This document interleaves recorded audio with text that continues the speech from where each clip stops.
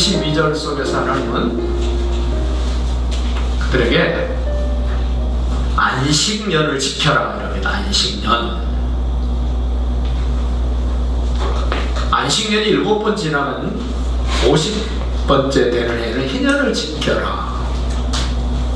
말씀대로 복을 주시는데 하나님은 하나님에 대한 신뢰가 없으면 안식년 못 지킵니다. 하나님에 대한 신뢰가 없으면 희년도 못 지킵니다.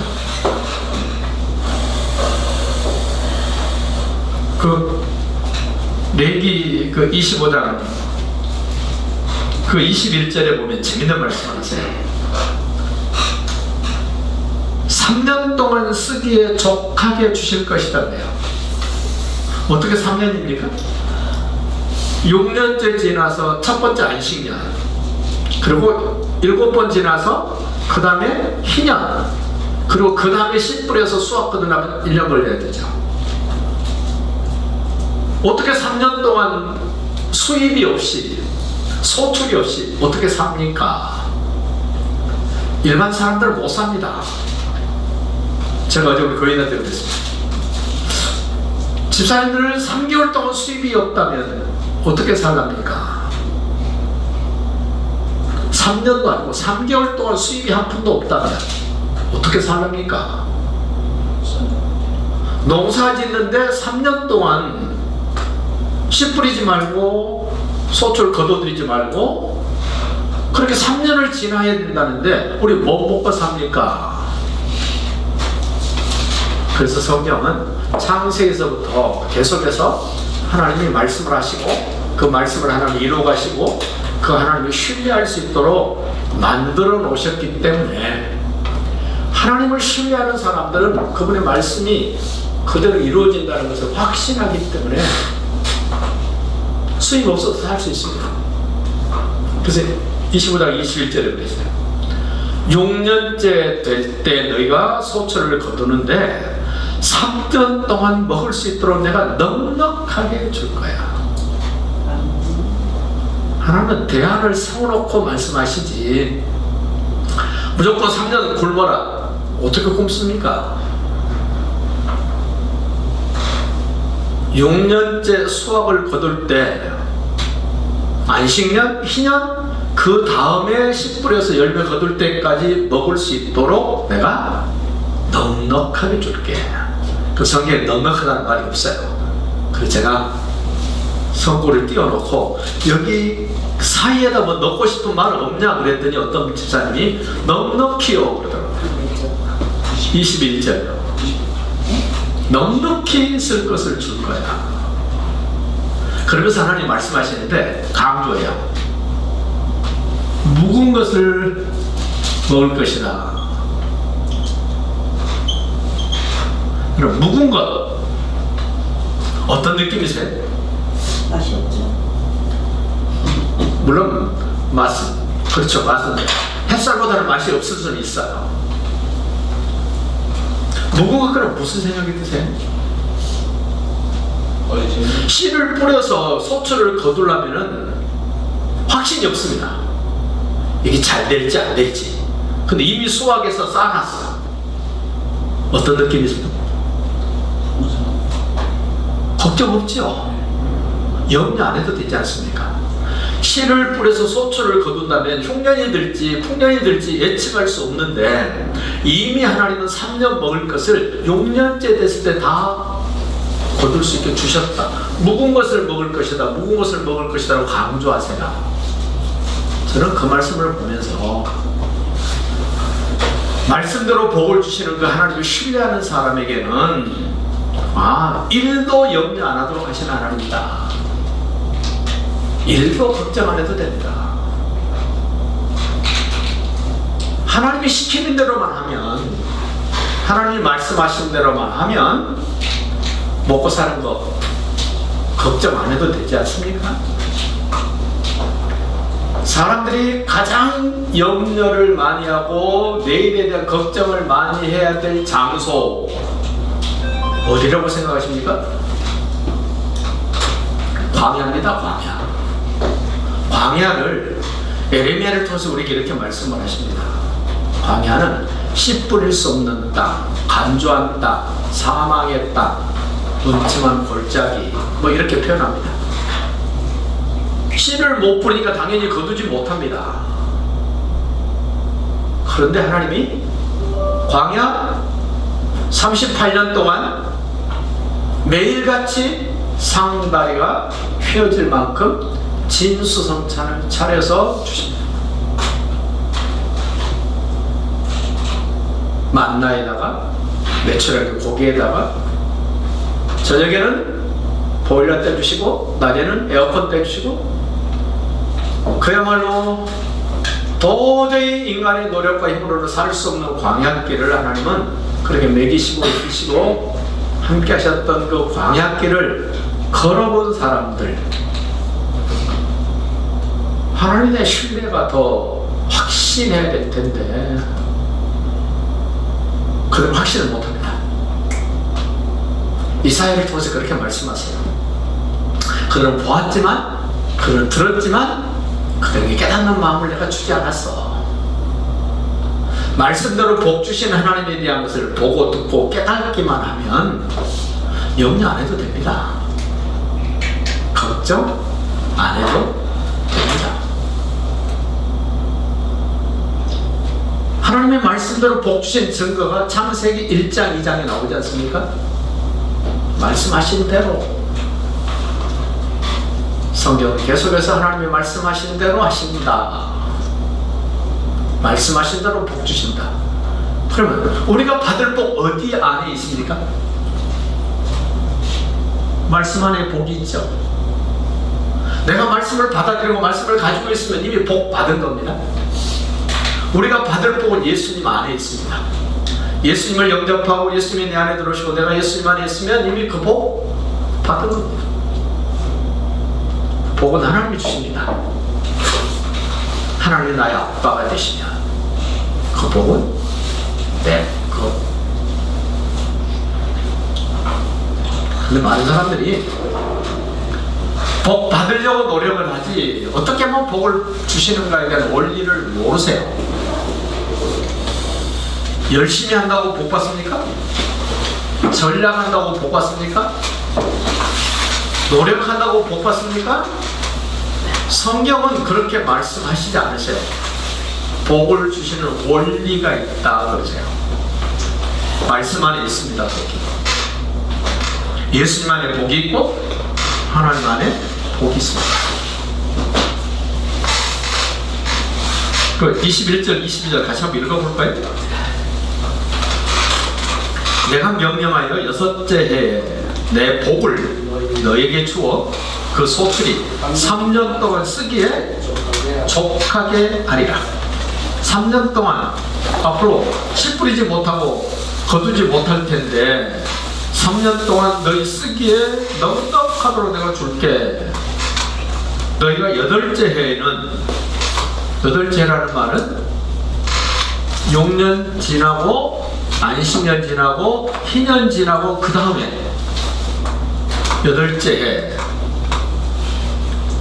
파종하려니와 묵은 소출을 먹을 것이며, 묵은 것 가장 안전한 먹거리, 가장 확실한 먹거리.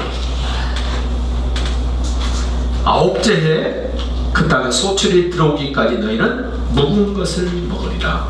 두 번이나 강조하세요. 너 흉년 걱정 안 해도 된다.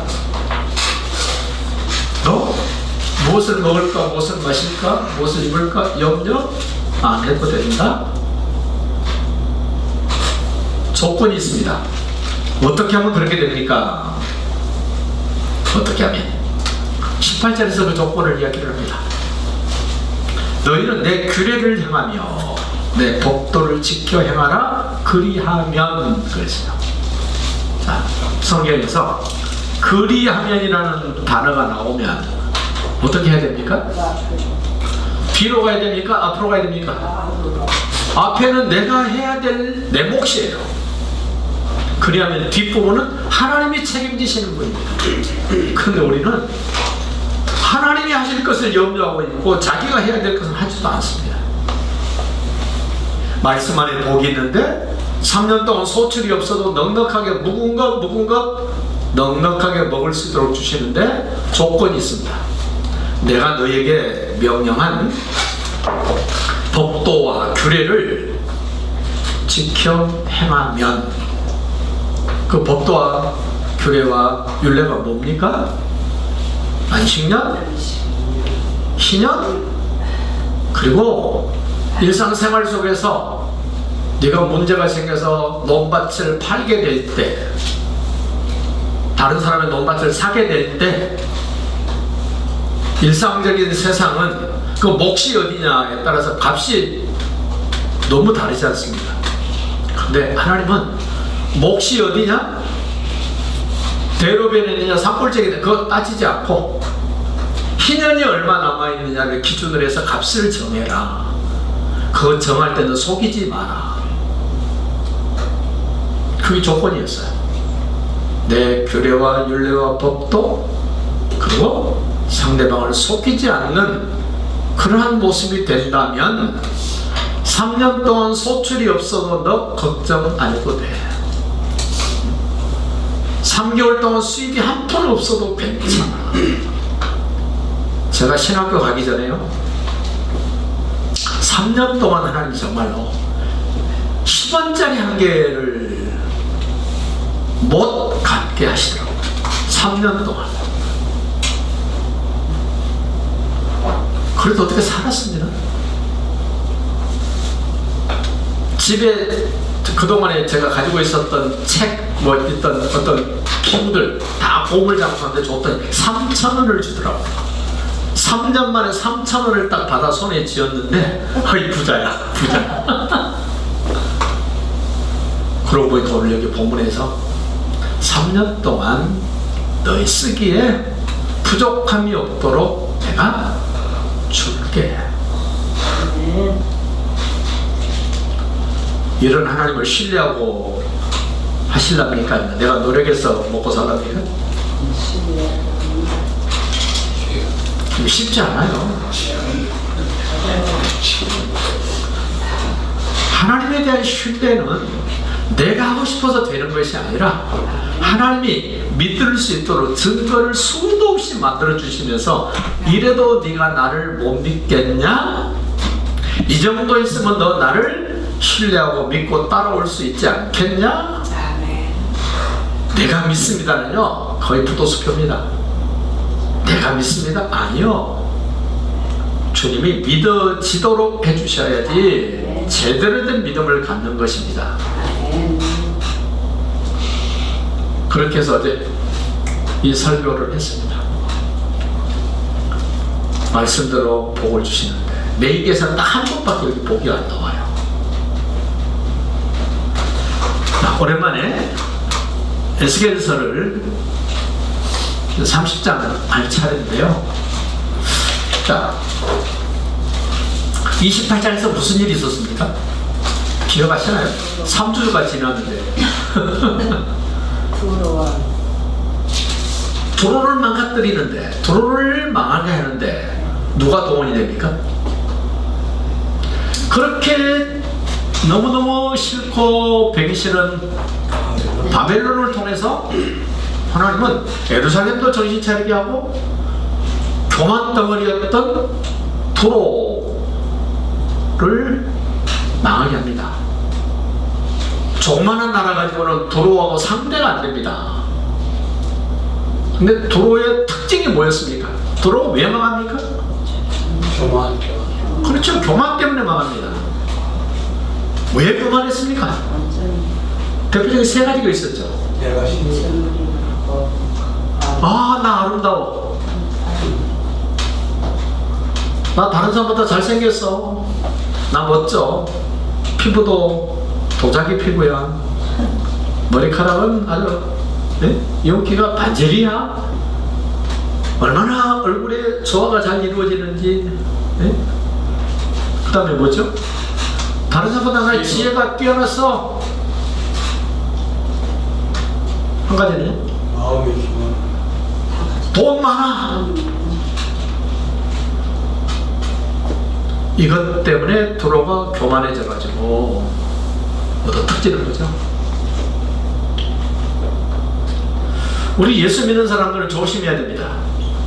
세상 사람들은 좀 아름다우고 교만할 만합니다.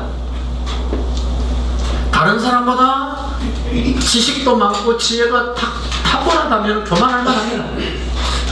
다른 사람이 가지고 있지 못한 돈도 좀 많이 가지고 있으면 교만할 만합니다. 우리 세상 사람들 교만하면 좀 봐줍시다. 아, 그 정도 되면 교만할 만하다. 그런데 예수님 안에 들어와 있는 사람들, 아름다운 것도 아니고 지혜로운 것도 아니고 가진 것도 별거 없는데 교만해. 꼴불견이죠. 네? 예수님 안에 있던 밖에 있던 교만한 거는요, 하나님이 가만히 안 놔두세요. 박살을 내십니다.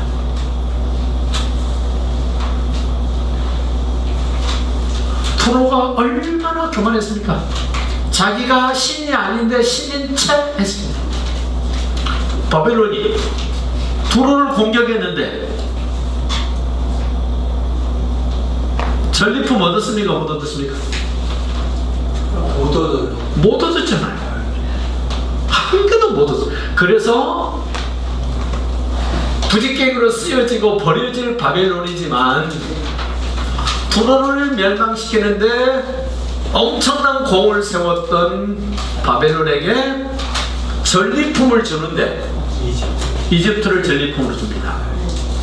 그래서 오늘 30장에서 이집트의 멸망에 대한 이야기를 하신 거예요. 다시 말씀드려요. 앞에 있었던 중요한 사건을 뒤로 끌고 오지 않으면 뭔 내용인지 무슨 말인지 중심을 잡을 수도 없고 내용을 파악할 수도 없습니다.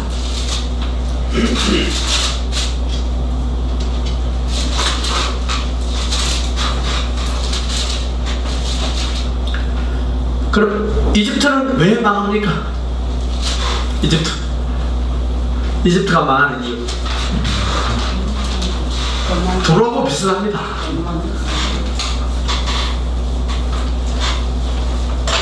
이집트도 교만 때문에 망합니다.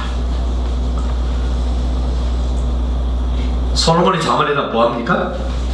기록할 때 교만은 어떻다고요? 오케이, 너무 잘 알죠?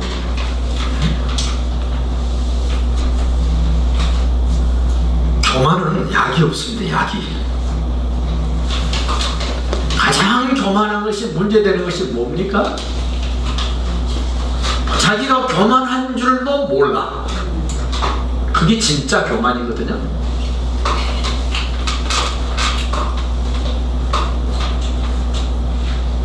옆에서 누가 당신 교만한 것 같습니다 라고 말하면 깜짝 놀라야 됩니다. 그런데 천연덕스럽게 낯빛도 안 변합니다. 내가 왜 교만해? 그 사람 진짜 교만한 사람. 우리는 누가 교만하다고 말하면 우리는 반응을 보여야 됩니다. 어떻게? 아이고 죄송합니다. 제가 교만한 게 제가 늘 탓이죠. 늘 교만한 게 내가 병입니다 라고 인정을 하셔야 돼요. 근데 망할 사람들은 인정 안 합니다.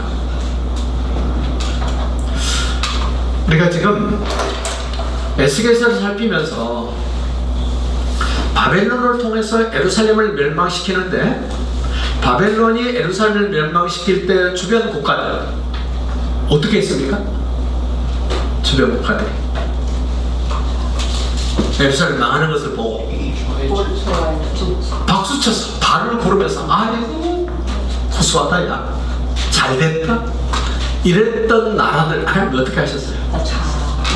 다 하나님이 깨뜨려 버리시죠. 그러면서 지금 우리에게 중요한 주제를 하나 주셨습니다. 너희들이 그렇게 박수치면서 고소하다고 말했던 예루살렘이 망한 것 같지만 예루살렘은 내가 회복시킬 거야. 너희들 이스라엘이 망하고 예루살렘이 망하는 거 보고 박수쳤던 너희들은 지금 건재한 것 같지만 반드시 너희들은 망할 거야. 이 주제예요. 예루살렘은 망하지만 내가 회복시킬 거고, 너희들은 건재하지만 내가 반드시 너희들은 내가 망하게 할 거야.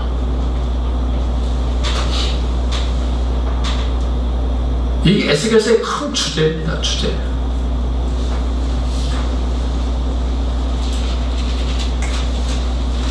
한번 볼까요? 30장 3장 1절 보시죠. 또 여호와의 말씀이 내게 임하여 이르시되 인자야. 그러니까 에스겔서의 분위기를 좀 파악하시라고 했습니다. 어떤 분위기입니까? 하나님이 기분 좋으신 거예요? 기분 나쁘신 거예요? 하나님이 기분이 엄청 나쁘신 거예요. 엄청 열받으신 거예요. 누구 때문에? 이스라엘 백성들 때문에. 그 중에서도 이스라엘 장로들 때문에. 어디 있는 장로? 예루살렘에도 있지만 바벨론에 잡혀가가지고도 왜 잡혀온지도 모르고 까부는 이 장로들. 나이가 많습니다. 경험이 많습니다. 장로들은. 근데 에스겔은 젊은 선지자. 늘 에스겔에게 찾아가지고 따집니다. 우리가 무엇을 얼마나 잘못했길래 하나님 우리에게 이렇게까지 하시냐. 진짜 교만한 겁니다. 그래서 하나님이 어떻게 했습니까? 에스겔을 머리채를 한수 움켜쥐고 순간 이동을 시켜서 예루살렘 성전에서 지금 그의 후손들이 하고 있는 짓을 다 보게 하시잖아요. 그 정도일 줄 몰랐는데 다 보고 와가지고 그 장로들에게 설명합니다. 어떻게 보면 하나님의 사람들은 쉽고도 힘든 겁니다. 에스겔이 할 말이 없으니까 하나님이 할 말을 주시잖아요. 너 봐. 확실하게 너 보고 듣고 와서 너 그대로 전하기만 하면 돼. 하나님의 사람들은 하나님이 보여주신 대로 하나님이 알게 하신 대로 전하면 됩니다. 자기 것까지 하려고 그러면 안 됩니다. 에스겔 가서 다 얘기해 주잖아요. 며칠 있다가 또 옵니다. 장로들이. 에스겔을 할 말이 없으니까 또 머리끄댕이 잡고 또 순간이동해서 예루살렘에 갔다가 보여주고 또 와서 말하게 하고.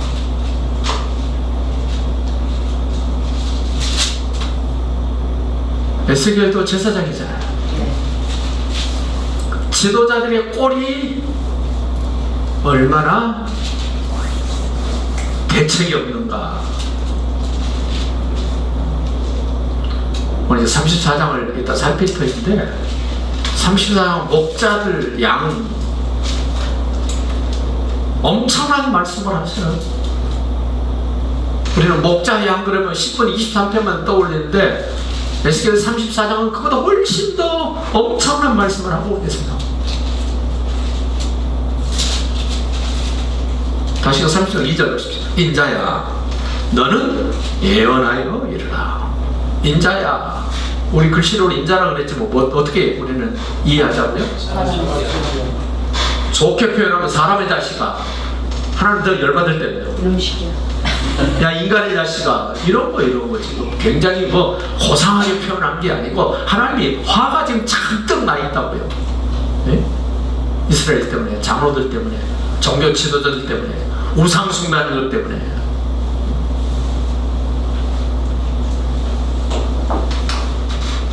하나님이 기분 좋으셨으면은 에스겔 1장에 나오는 그 기가 막힌 그 물체가 왔잖아요. 거기다 태워가지고 가면 될 텐데 하나님은 얼마나 화가 났으면 머리끼리를 잡고 그냥 가실까.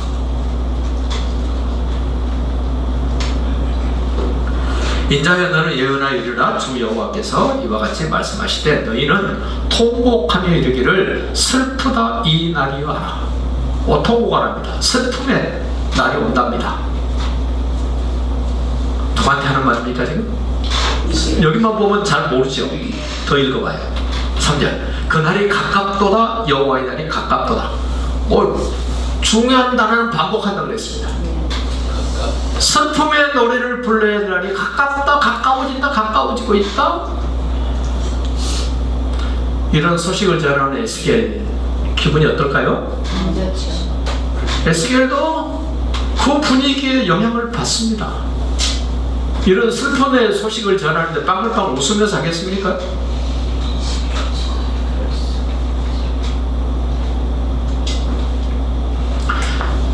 4절에 가서야 이제 어느 나라가 슬픔의 노래를 불러야 되는가를 이야기해요.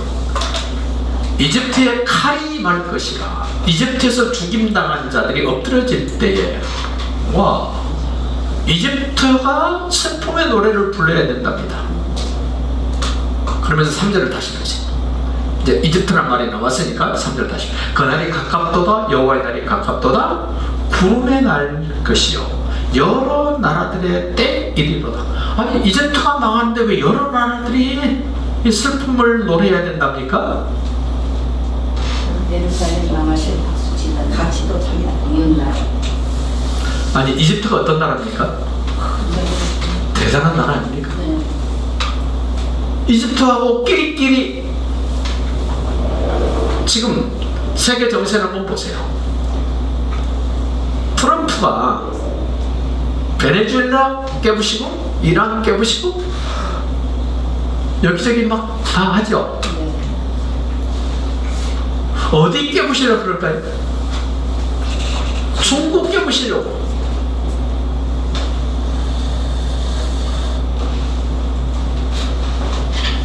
가만히 한번 들여다보세요.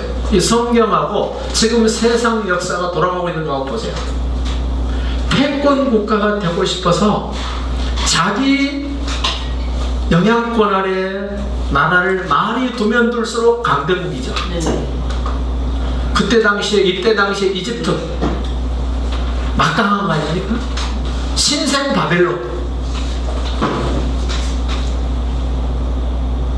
자기 영향권 아래 두려고 했던 이집트가 여러 나라들을 자기 수하에 두고 부리는 겁니다.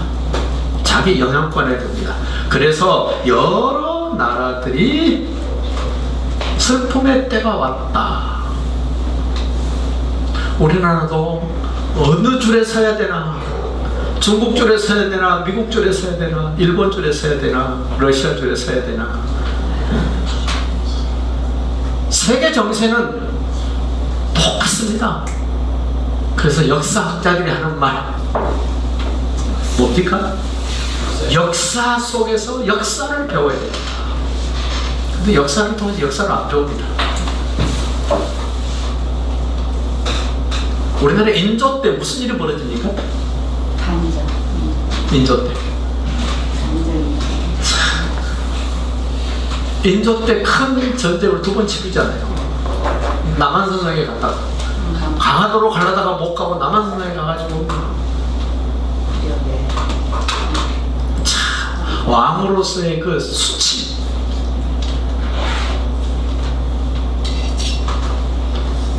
그때나 지금이나 세상 바뀌지 않습니다. 앞으로도 바뀌지 않습니다.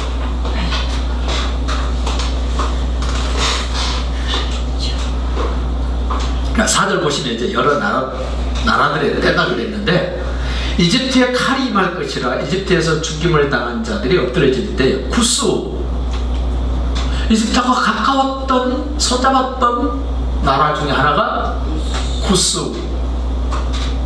구스를 원래 어디로 알고 있습니까? 에티오피아. 저는 에티오피아가 왜 이집트하고 그렇게 가까워졌을까? 케냐, 소말리아, 에티오피아, 수단, 우간다, 탄자니아 이렇게 되어 있는 거기에 있는 에티오피아가 어떻게 그렇게 가까워졌을까? 근데 그 강줄기에 따라서 그게 결정이 되더만요. 참, 어떤 학자가 이집트가 이렇게 지도가 이렇게 있으면은 우리는 보통 이렇게 사람이 이렇게 서서 쳐다보면은 이쪽이 상이고 이쪽이 하지요. 네. 근데 이집트는 여기가 상이고 여기가 하야. 왜 그럴까 고민했답니다. 나중에 봤더니 강줄기를 보면서 이해가 됐대요.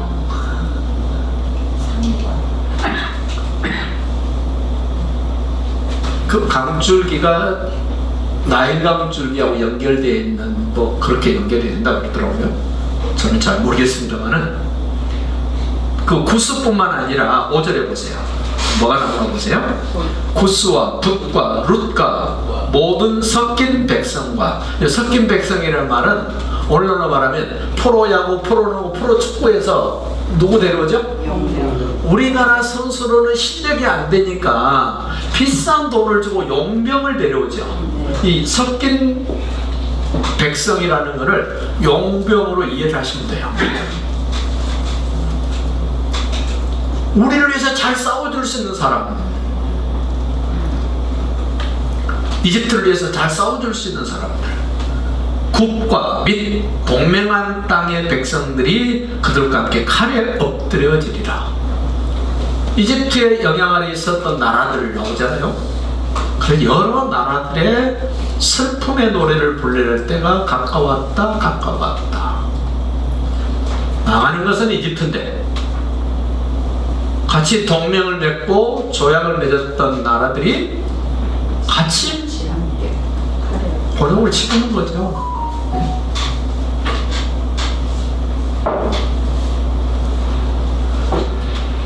왜 그럼 이집트가 망하는가? 6절이지. 여호와께서 이같이 말씀하셨느냐, 이집트를 붙들어주는 자도 엎드려질 것이요.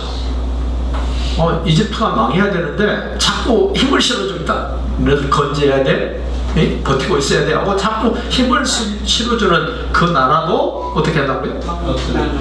그들도 내가 깨부실 거야. 왜?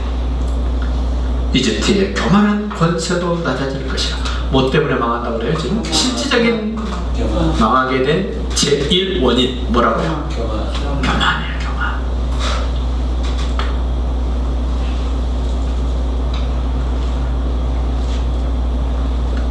믹돌에서부터 수에네까지 무리가 그 가운데서 칼에 엎드러지리라 주 여호와의 말씀이니라. 칼에 망한답니다. 칼은 뭐죠? 전쟁이죠.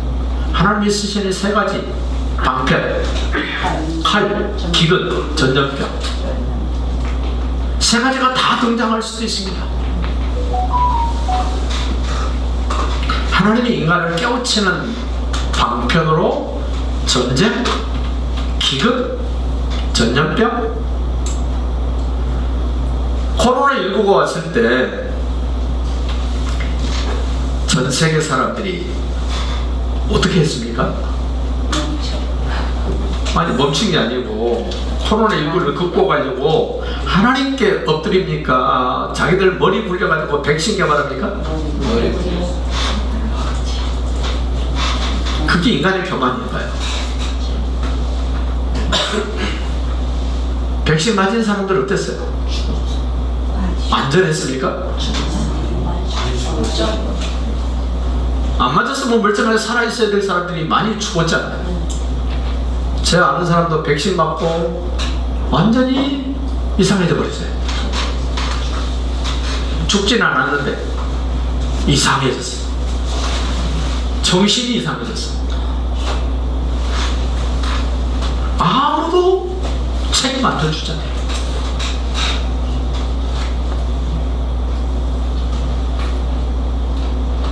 그 7절로 보세요. 항폐한 나라들 같이 그들도 항폐할 것이다. 이집트가 교만한데 거기에 거들어주고 함께 힘을 실어줬던 나라들 어떻게 한다고요? 왜 우리가 끼리끼리라 그러잖아요. 끼리끼리. 황폐한 나라들 같이 그들도 황폐할 것이며 사막이 된 성읍같이 그 성읍도 사막이 될 것이라. 내가 이집트에 불을 일으키며 그 모든 돕는 자를 멸할 때에 그들이 나를 여호와인 줄 알리라. 망할 때야, 망해서야 비로소 와, 여호와 하나님이시네, 하나님이 하셨네. 그럼 우리는 예수를 그리스도 믿는 우리는 어떻게 해야 됩니까? 망하기 전에 말씀하실 때, 경고하실 때 우리는 알아차려야죠. 끝까지 버팁니다. 연세가 80이 넘으신 할머니인데 제가 이제 예수 믿고 천국 가셔야죠. 그랬더니 그 할머니 하시는 말씀, 아직 때가 안 됐어요. 연세가 얼마인데요? 88이래. 제가 새벽기도 안양에 있었는데 새벽기도 가려고 나오면은 그 할머니가 차 타고 기다리고 계세요. 그 청계사에서 오는 절 차가 있어. 그 차 타려고 기다리셔야 돼요. 그럼 제가 새벽기도 갈 때 꼭 만나거든요, 그 할머니를. 만나면서 할머니 교회 오셔서 예수 믿고 천국 가셔야죠. 아직 내 때가 안 됐어 아직. 그 연세는 올해 88이래. 20년 전에 88이 있으니까 지금 돌아가셨겠죠? 200살까지 사네. 아니 88이 아직 때가 안 됐는데 얼마나 더 살려고. 200살까지.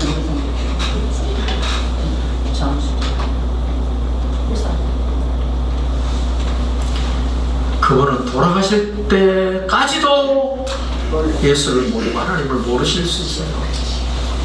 제일 불쌍한 사람, 죽어서야 깨닫는 거예요. 죽어서야 하나님을 알아보는 거예요. 성경 그러지 않나요? 모든 사람이 예수님의 발 앞에 무릎 꿇을 날이 온다.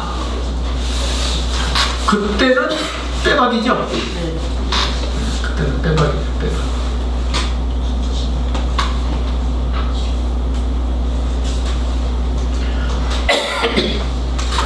그 구절을 보면 재밌는 말씀하세요. 그날에 어떤 날입니까? 이 날이? 한국에 슬픔일 때. 2절 3절 그 끌고 오셔야 돼요. 통곡해야 될 날이 슬픔의 날. 가깝고 가깝고 가까워지는 여호와의 날, 심판의 날.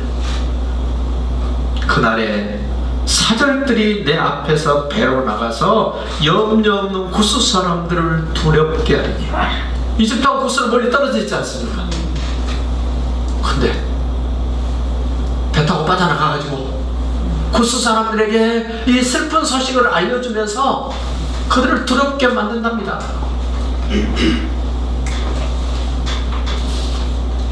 아는 게 약입니까? 아는 게 병입니까? 네? 약이에요? 병이에요?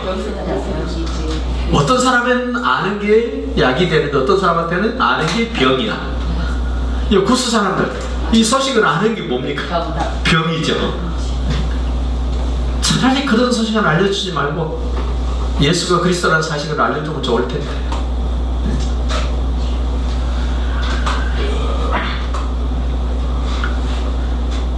왜 구스 사람들이 두려워집니까?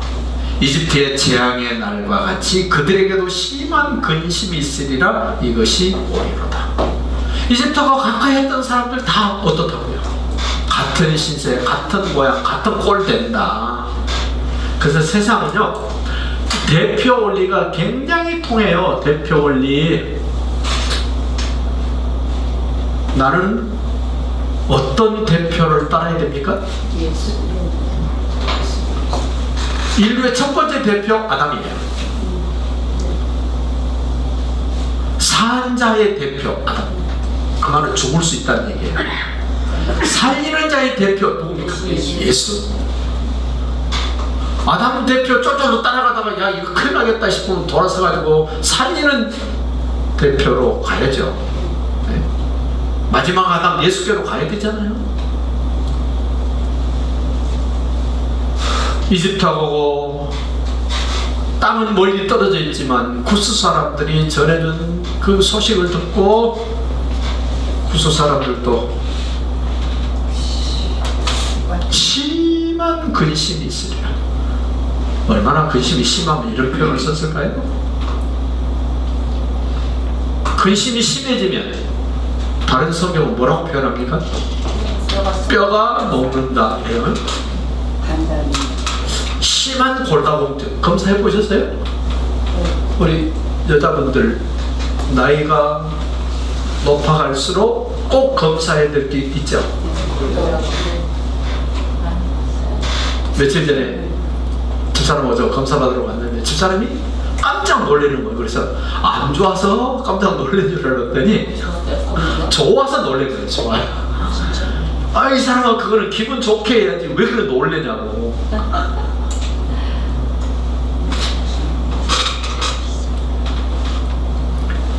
이집트에 대한 멸망을 계속 이야기합니다.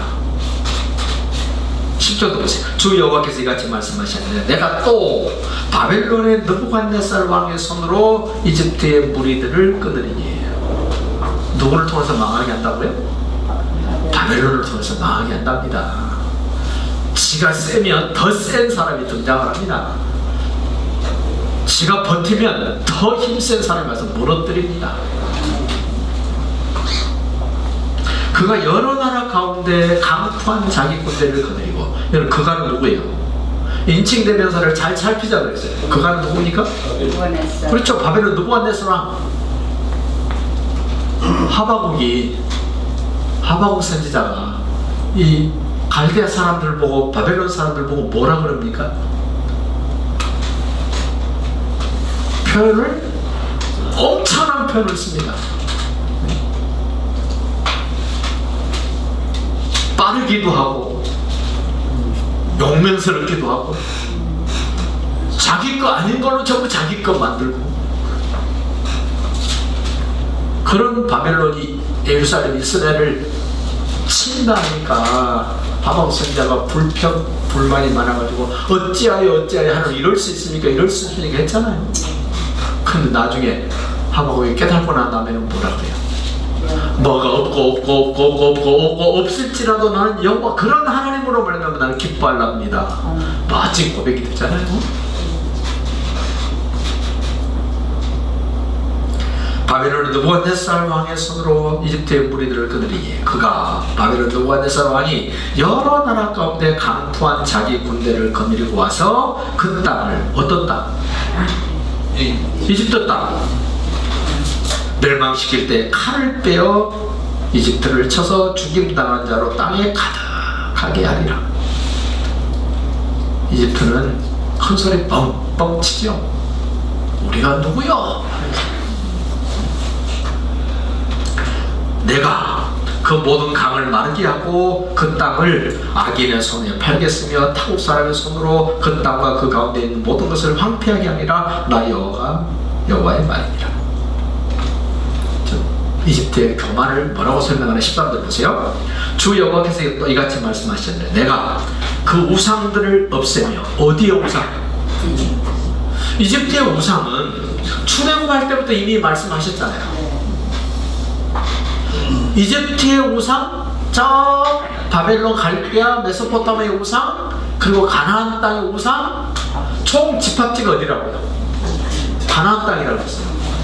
그래서 이스라엘 백성들에게 요단강을 건너 가나안 땅에 들어가거든 그들을 불쌍히 여기지 말고 긍휼히 여기지 말고 싹 쓸어버려야 돼. 왜?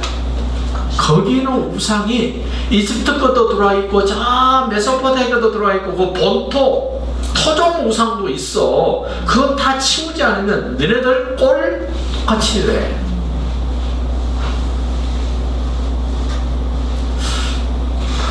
저는 가끔 예배드리면 깜짝깜짝 놀래요.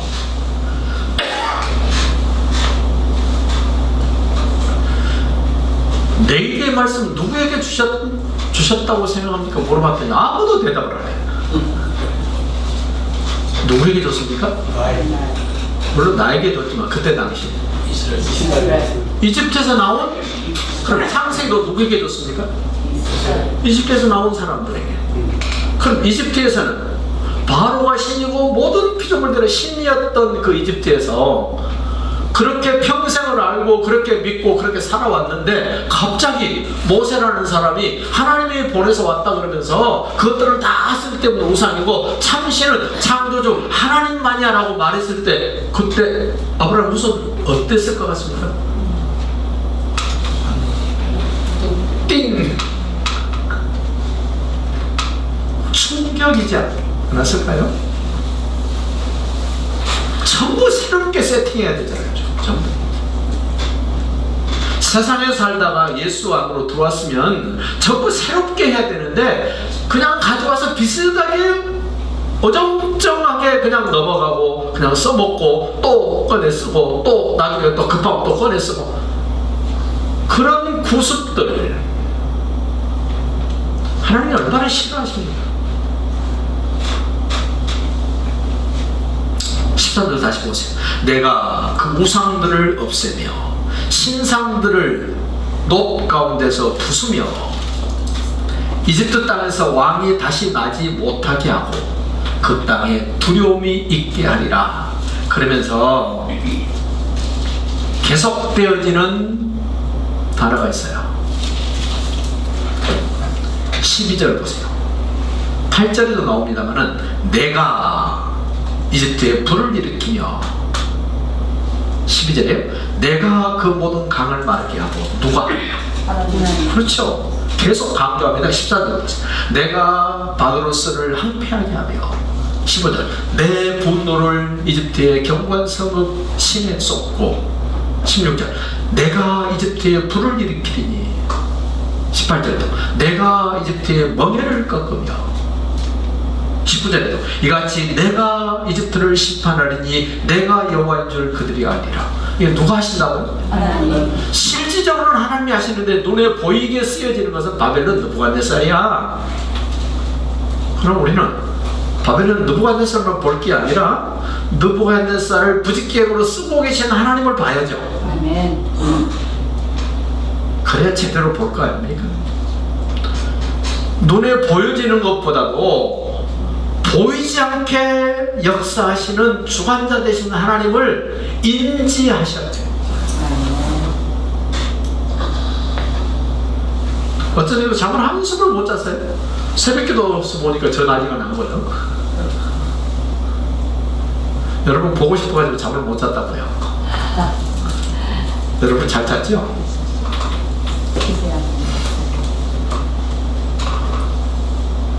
내가 성경에서도 내가 한다고 또 자기가 내가 그러면 안 됩니다. 누가 한 겁니까? 교만한 사람은요 예수님이 하셨다 하나님이 하셨다 자기가 아닌 누가 했다라는 말을 안 합니다. 누가 했다 그럽니까? 내가 했어. 성경에도 내가 했다 그런 거 봐. 내가 했다. 내가.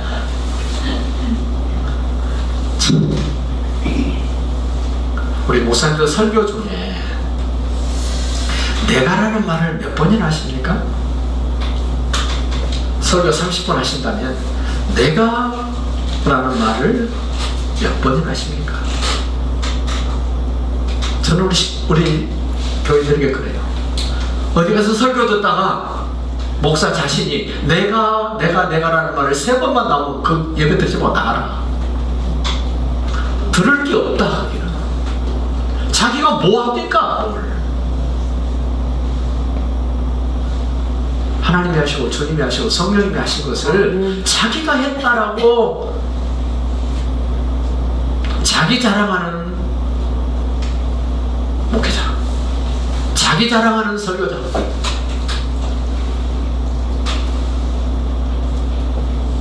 하나님이 제일 싫어하는 거 아닙니까? 하나님 자리를 자기가 찾아. 이집트의 바로가 지금 그런 거 아닙니까?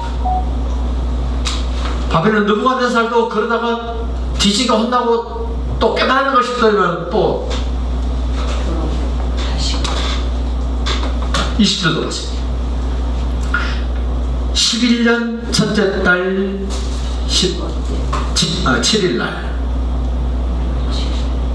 하나님은 저는 이 에스겔서를 보면서 왜 몇 년, 몇 월, 며칠 이럴까요? 어떨 때는 몇 년, 몇 월은 없어요. 며칠만 있어요. 다를 잊어먹었어요. 참 정직하게 저는 기록했다고 봐요. 저 같으면 그냥 몇 월하고 대충 갖다 써놔도 될 텐데 에스겔 그렇게 내가 생각 안 나는 거는 내 날짜는 기억나. 몇 년인가도 기억나. 근데 무슨 달인가는 기억이 안 나. 그걸 건너뛴다니까요. 그냥 살짝이 써놔도 될 텐데 에스겔 그랬잖아요. 에스겔에게 한 번 말씀 주시고 끝나지 않고 어떻게 하십니까? 또 주고 또 하고 하나님 나라의 법칙. 있는 자는 더 있고 없는 자는 있는 것도 뺏긴다. 하나님의 말씀을 나는 한 번만 이해하고 깨달으면 됩니까? 지속적으로 말씀을 깨달으셔야 돼요.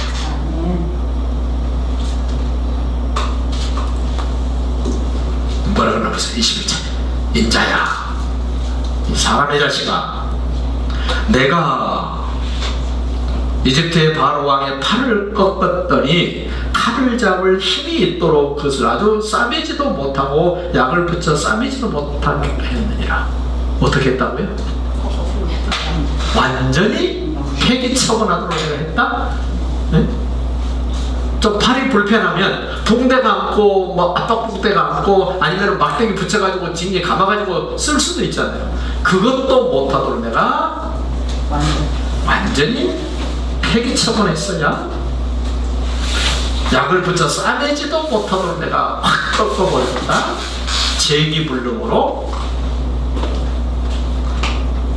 그러므로 주 여호와께서 이같이 말씀하셨느니라. 내가 이집트의 바로 왕을 대적하여 그 두 팔 곧 상한 팔과 이미 꺾인 팔을 꺾어서 칼이 그릇 손에서 떨어지게 했다. 열심히 다른 나라 짓밟고 쳐들어가서 칼로 죽이고 배짓 다 했던 이집트 왕이 바로가 이집트 사람을 문나라 가운데로 흩으며 뭇백성 가운데로 해칠지라. 내가 바벨론 왕의 팔을 견고하게 하고. 참, 우리 하나님 대단하시잖아요. 이제 신생국가였던 바벨론을 대단하게 만들어 쓰시고, 그동안에 군림했던 이집트는 아주 초라하게 만들어버리고, 내가 바로의 팔을 꺾으리니 그가 바로의 왕이 바로 바벨론 왕 앞에서 고통하기를 죽게 상한 자의 고통하듯 아니라. 내가 바벨론 왕의 팔을 들어주고 바로의 팔은 내려뜨릴 것이라. 내가 내 칼을 바벨론 왕의 손에 넘기고 그를 들어 이집트 땅을 치게 하리니 내가 여호와인 줄 그들이 알리라. 그들은 누굴까요? 이집트도 알아야 되고 붓도 알아야 되고 룻도 알아야 되고 쿠스도 알아야 되고 다 알아야 되고 바벨론도 알아야 되는데 아는 사람이 아는 나라가 참. 20절 내가 이집트 사람을 나라들 가운데 흩으며 백성들 가운데 해치리니 내가 여호와인 줄 그들이 알리라. 흩어진 사람들이 가서 뭐라고 그랬을까요? 우리나라가 이렇게 홀라당 망할 줄 몰라서 이렇게 망하는 거 보니까 하나님이 계신가 봐. 좀 쉬었다 합시다.